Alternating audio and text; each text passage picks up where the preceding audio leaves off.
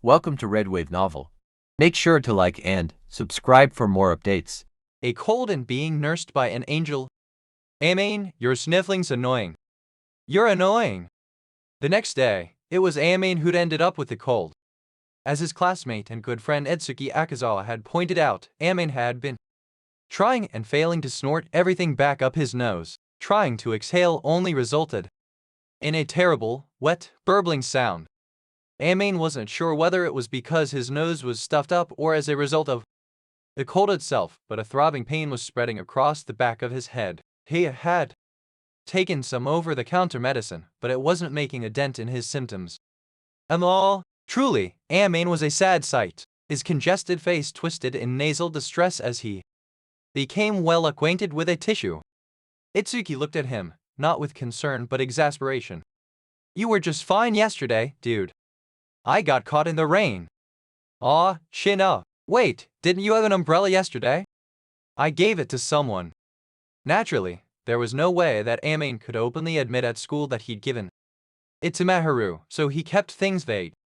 Incidentally, he'd caught a glimpse of Maharu earlier that day. She'd looked rather well.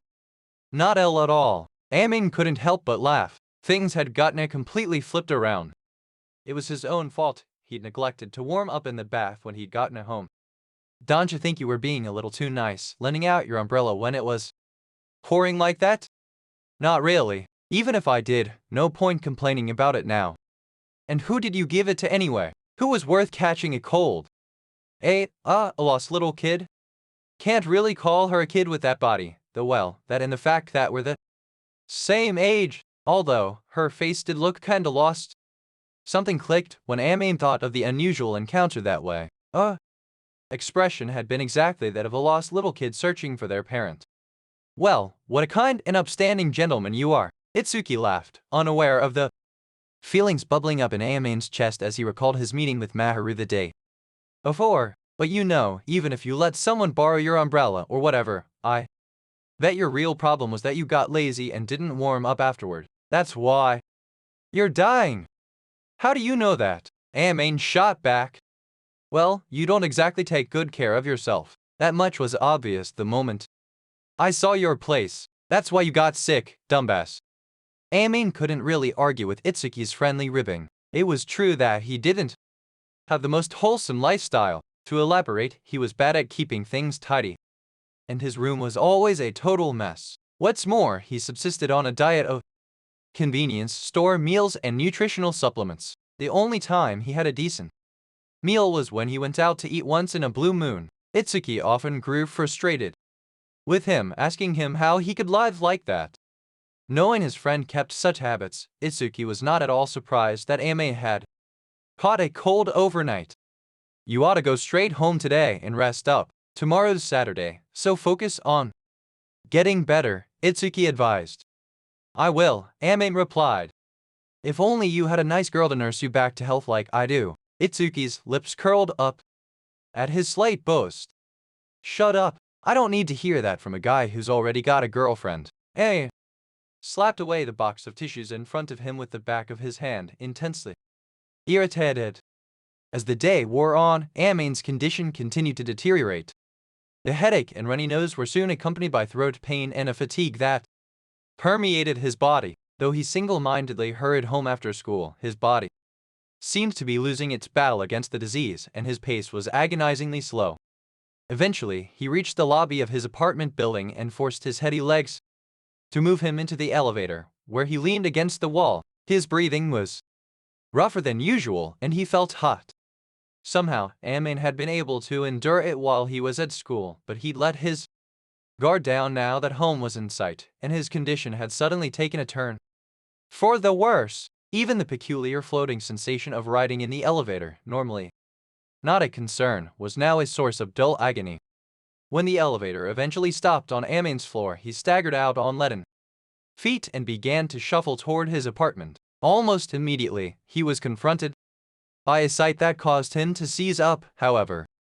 Right there in front of him was the girl he had not expected to speak to again, her shimmery flaxen hair fluttering in the breeze. Her lovely features were full of life, her complexion vibrant and glowing. Even though she had definitely seemed the more likely candidate to catch a cold, she was healthy as could be. The benefits of her self-care were on vivid display. In her hands, Maharu was gripping the umbrella that Ayame had forced on her the day before, neatly folded and closed. She must have come to return it, even though I told her she didn't have to, Ayame reasoned. Really, you don't need to give it back, he said aloud. It's only natural to return something you borrowed. Maharu hesitated as soon as she got a good look at Ayame's face. Oh, you have a fever, don't you? It's got nothing to do with you. Ayame frowned. This was perhaps the worst possible time to run into Maharu, and all over a stupid umbrella, too. It was the kind of thing that shouldn't have been worth the trouble of returning. Maharu was smart, however, and was sure to quickly figure out how Ayame had caught a cold. But you only became sick because you loaned me your umbrella. That's totally unrelated. Besides, I loaned it to you on a whim. It most certainly is related. The fact is that you caught a cold because I was out there in the rain. I said it's fine, really. It's not something you need to worry about. From Ayame's perspective, he had done her the favor for his own self-satisfaction, and he didn't want her fussing over him now. However, Maharu didn't seem likely to just leave him be. Anxiety was written across her graceful features. So yeah, it's all good. Say yeah. Their back and forth was quickly growing taxing, so Ayame decided to force his way out from under Maharu's questioning and concern. Swaying and staggering, he snatched the umbrella from her and pulled his keys out of his pocket. Everything was going fine, so far. Unfortunately, Ayame fumbled quite a bit as he opened the door to his apartment. The moment he got it open, all the strength left his body. Perhaps the feeling of relief on finally entering his home was to blame for how his body unexpectedly keeled over toward the railing behind him. Although Ayame was alarmed, he trusted that the railing was solid enough that it wouldn't break and he wouldn't fall. Surely it would catch him and he'd be fine. The impact will probably hurt a bit, but I guess there's no avoiding it, Ayame thought, resigning himself to the pain. However, someone firmly took hold of his arm and hauled him back upright.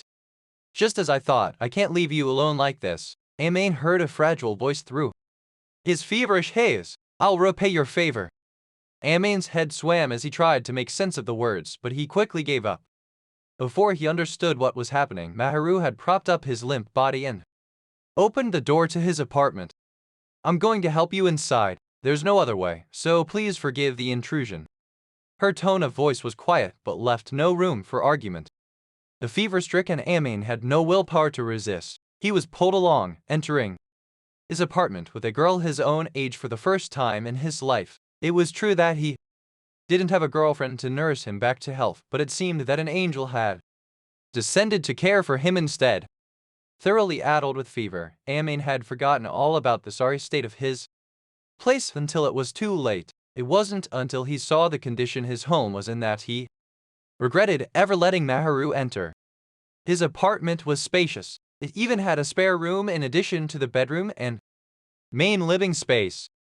It was quite an extravagant dwelling for a person living alone, but Ayamen's parents were fairly well off and had decided on this place after considering the safety of the neighborhood and the convenience of nearby transportation. Ayame had always thought that spending so much money on housing was unnecessary. The apartment was much too large for a single person anyway. Still, his parents had insisted, and he wasn't about to complain. Setting that aside, Ayame did live alone, and he was a typical teenage boy. Things were not kept especially tidy. Various items were scattered all over the living room, and needless to say, there was the state of the bedroom. This is too pitiful to look at. The angel, Ayamen's savior, gave him a frank assessment of his living conditions. Such harshness was quite the contrast to her charming appearance. Ayame could hardly argue. It really was a sorry sight. If he'd known that he'd be bringing a stranger into his home, he might have moved some things, perhaps tidied up a bit, but it was too late for that now. Maharu let a sigh slip from her glossy lips, but undeterred, she set to moving Ayame into his bedroom. They nearly tripped along the way, and Ayame vowed to do some serious cleaning sometime soon.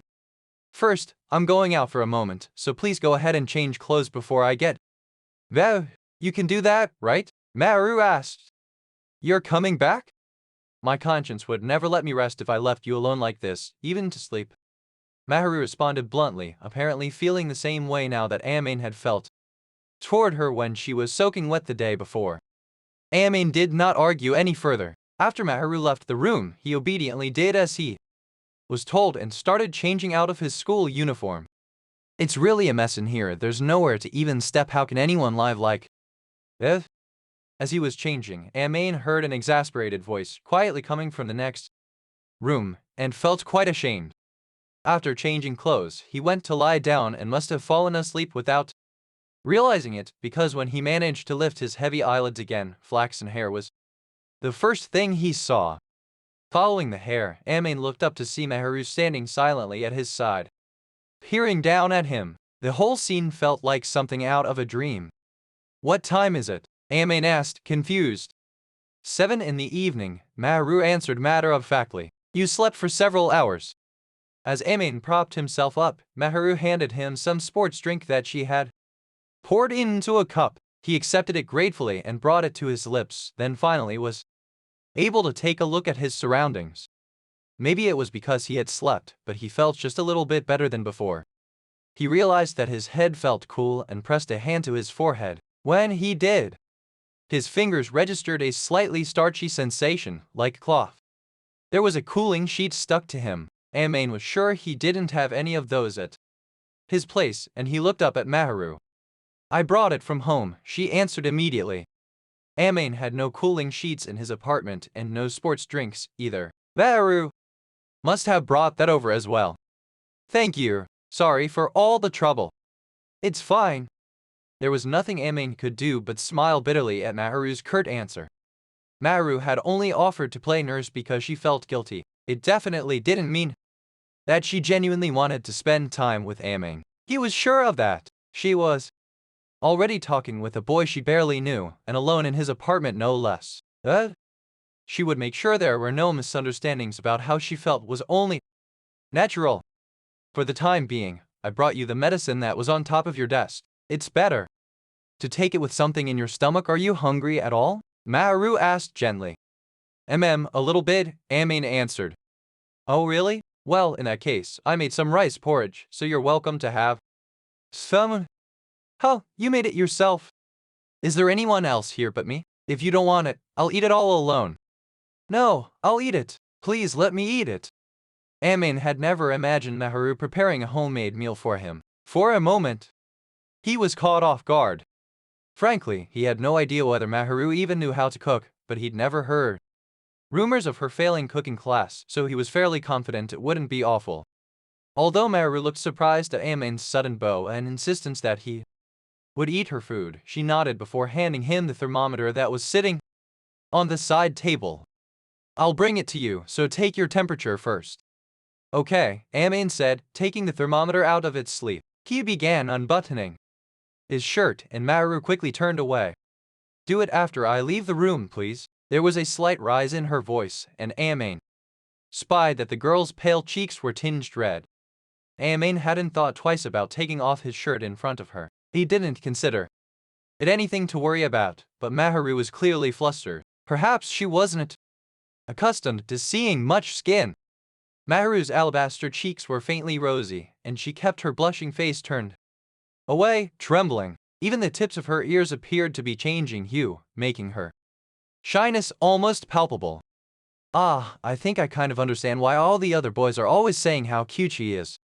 Amane had never denied that Maharu was very pretty, but he'd also never had any special feelings for her beyond a commonplace appreciation for her gentle beauty. He had looked at her like something akin to a work of art and had been content to admire her like one would a distant masterpiece. Maharu wasn't some far-off thing anymore, though. She was in his apartment, looking slightly flustered and very shy. In that moment, Amane saw her as a girl and not some idol, and it was strangely adorable. The two didn't have the kind of relationship where Amane could just up and say that he thought Maharu looked cute, however. It would probably just come across as weird if he tried, which was why he kept his impressions to himself. Well then, do you think you could go get a rice porridge? He asked. Why, you don't have to tell me, Maharu answered dismissively. I'll be right back. turned and made a swift exit, her footsteps pattering away. It took Maru some time to leave, maybe because she was trembling or maybe because of all the clutter, probably the latter. After vacantly watching her go, Amain wondered again how things had turned out this way and let out a soft breath that was not quite a sigh. Well, I guess she just feels guilty over what happened. Normally, it would be unthinkable to follow a stranger into his apartment. It was too dangerous, she could be attacked or something. Maharu taking such a chance on Amain must have meant she was worried about him. Maybe his apparent lack of interest helped put her at ease. Either way, Amain didn't think it mattered. He was certain Maharu was only helping him out of a sense of obligation. Amain's mind, still slightly delirious with fever, continued to wander as he waited. Then came a hesitant knock at the door. "I've brought the porridge."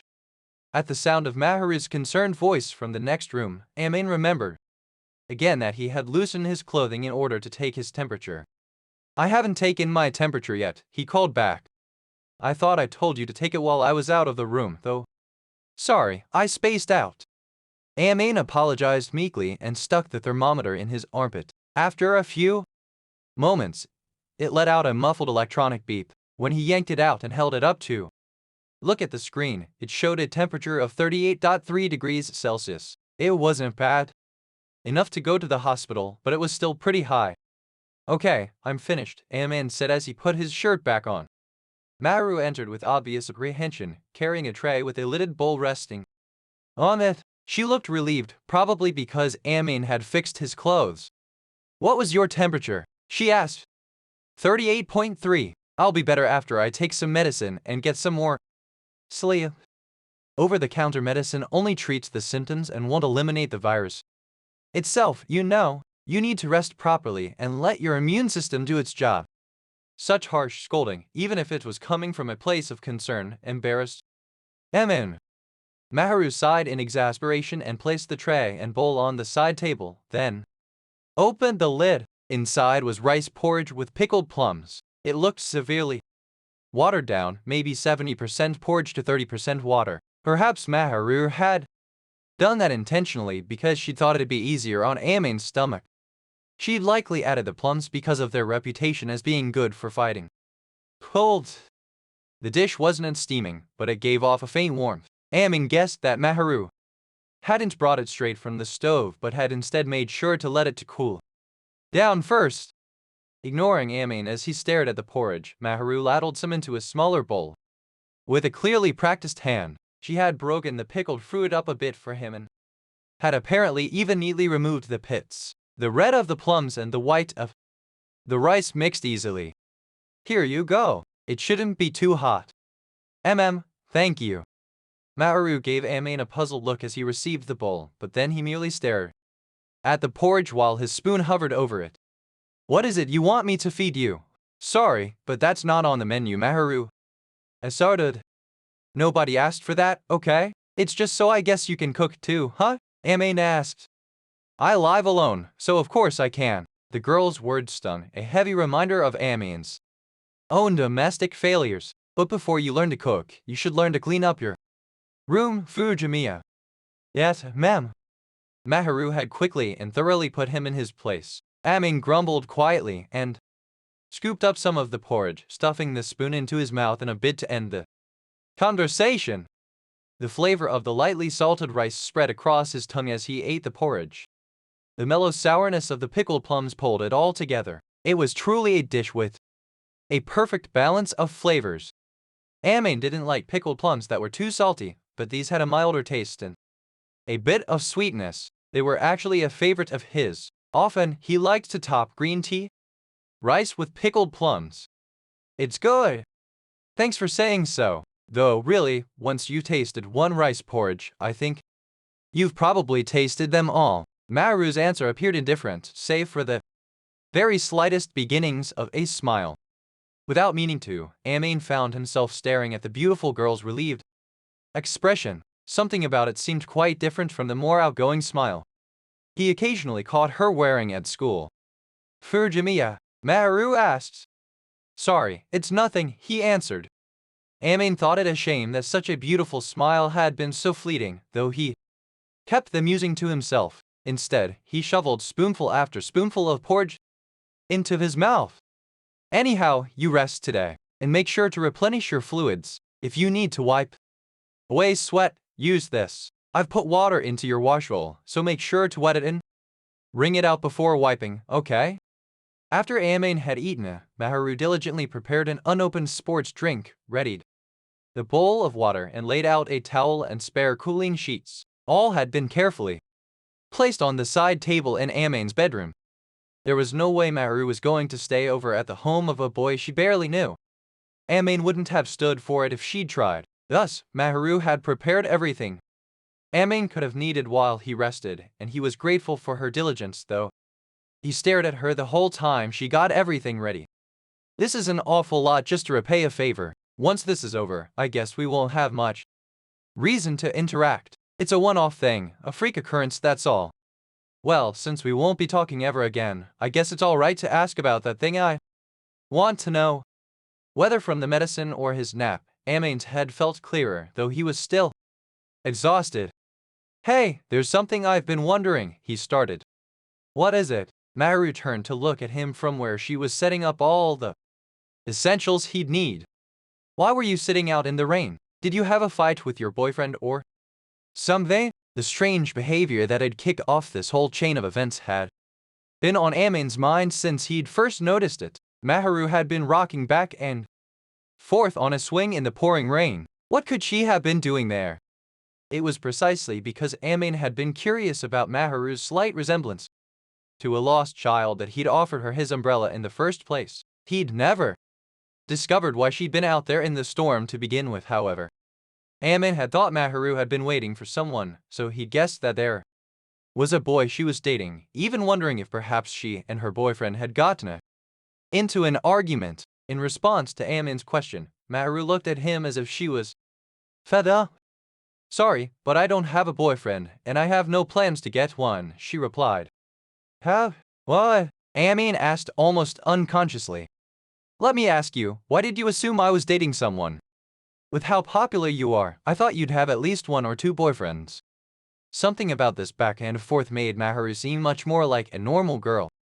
To Amen, she was kind but strong-willed. To other people, though, he was sure she seemed quite different. Maharu was a beautiful girl who was tidy, sweet, quiet, and humble. Her pretty face, so lovely that she was often called an angel, turned heads wherever she went, and her body was petite but possessed abundant curves. The briefest sight of her instilled a strange, momentary feeling of wanting to protect her. That quality, combined with her excellent sense of style, made her an object of desire for many a schoolboy. On top of all that, her grades kept her at the top of her class, and she was an all-around excellent athlete. What's more, Amen had just learned firsthand that she was good at cooking, too. That certainly wouldn't hurt her popularity. Just one glance was enough to know there must have been plenty of guys who were after her, and Amen knew for a fact that quite a few of his own classmates had romantic feelings for Maharu. She could have had her pick of the litter, and it hadn't occurred to him that she might not be seeing anyone. That was what Amen had meant when he'd said that thing about 1 or 2 boyfriends, but the moment she'd heard those words, Maharu's expression had stiffened, if only for a moment. I don't have a boyfriend, and what's more, I'm not the kind of girl who would keep the company of several boys at once. It's absolutely out of the question. Maharu's eyes were so cold, they sent a shiver down Amen's spine. He realized immediately that he'd stepped on some kind of social landmine. It might have been because of his sickness, but he felt a chill pass over him, and the room seemed drafty all of a sudden. Sorry, that's not what I meant. I apologize, Amen said. No, I'm sorry for getting fired up. Maharu, bowing her head, seemed to disperse a cold, tense atmosphere of the room. More than being fired up, Maharu's icy reply to Amen's question had been like a blizzard, though he knew better than to point that out. Anyway, that's not what was going on at all. I was just trying to cool my head a bit. And I really am sorry that you caught a cold because you were worried about me. Maharu explained. It's fine. I mean, it was my decision after all. I feel kind of guilty about all this, actually. I only gave you the umbrella as a spur-of-the-moment kind of thing. I'll try not to bother you once this is all over. Amain was sure that Maharu was only there to help out of some sense of obligation. But when she heard what he had to say, she blinked a few times and gave him a curious look. It must have intrigued her to hear that he wouldn't be troubling her again. We don't really have any reason to interact, so it's not like it'll be a big deal. I mean, even if you're the most beautiful girl in our grade and a genius and everyone calls you an angel, I wasn't trying to hook up with you, I swear. You don't think that this was some kind of scheme or something, do you? Amain inquired. Maru looked away a little awkwardly. A bitter smile spread across her lips, as if she'd been waiting for Amain to say those exact words. Finally, he realized that she wasn't just acting cagey. Maru had probably wound up in that sort of situation a few times before. A guy trying to get in with a beautiful girl by making her feel indebted was, unfortunately, not unheard of. It explained why Maharu had been so wary of Amain that day in the rain. She hadn't been upset at him, she'd just been trying to protect herself. It must be so irritating, being bothered by guys you don't even like, Amain said. Well, that's true, but Maharu's voice trailed off. Called it, quipped Amain, a little surprised to hear her admit it.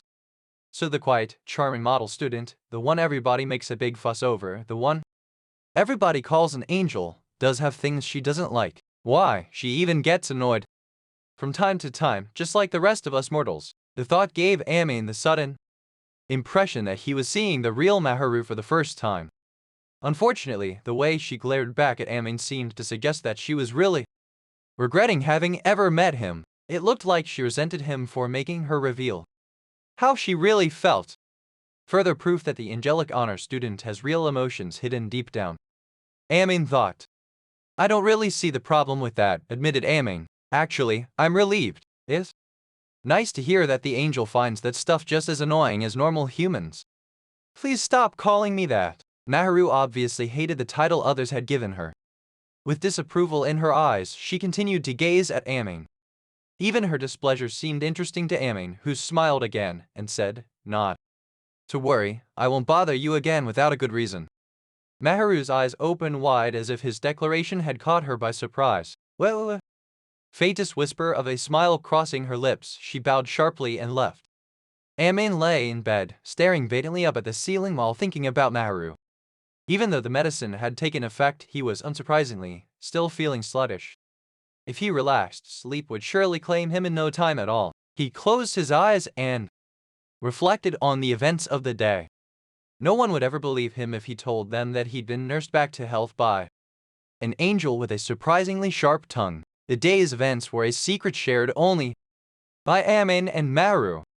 It feels kinda weird to call it a secret. It's more like it'd be a real pain to explain the whole story. It's just easier not to tell anybody, that's all, Amain reasoned. As he slowly lost consciousness, Amain told himself that, when tomorrow came, he and Maharu would be nothing more than mere acquaintances again.